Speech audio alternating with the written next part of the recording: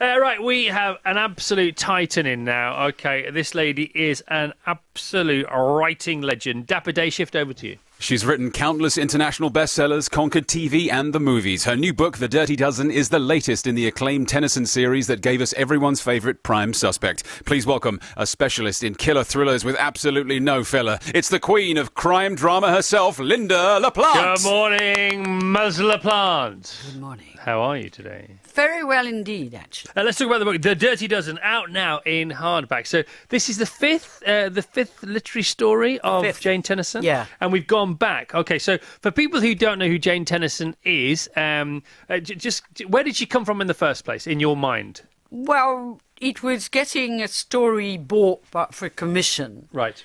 And they asked for a great female cop. And, I mean, I lied, and I said I had one. Yep. You know, in my pocket, and I was working on one. Right. And I hadn't got anything. So when I called the Met and asked for help, they introduced me to a female high-ranking police officer. Right. And she really was the prototype for Jane Tennyson. Well, God bless her. I know. She's actually doing a show. You know, I found it.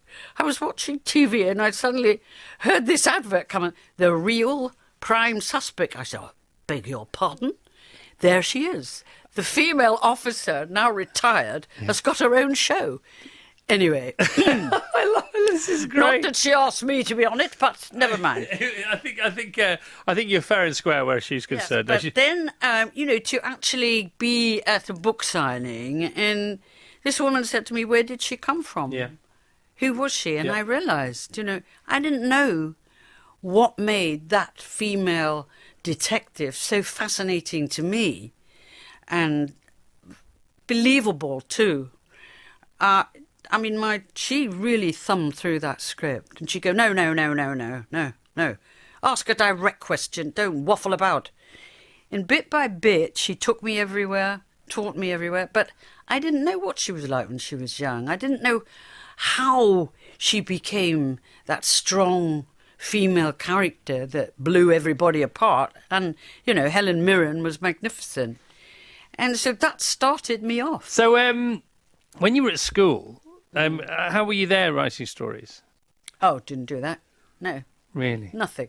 No. I had no spark. Because we were talking about you before you came in. Before we came on the air today, we were talking about you and the fact you were coming in, and we were saying, imagine to have that brain, that imagination. You know, what's it like to live with that imagination? Is it always on, or can you turn it off? And then we started talking about you being at school, and it's like, you know, what was she like as a schoolgirl? You know, were you but you weren't. So but was it on hold? Did you? No, was it gestating in your mind? When did it sort of explode? When as an actress.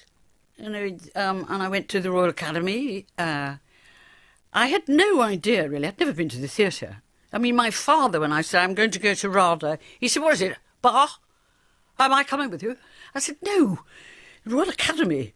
You know, but if somebody had actually said to me then, do you know how many people are auditioning for RADA? It's like 2,000. Yeah.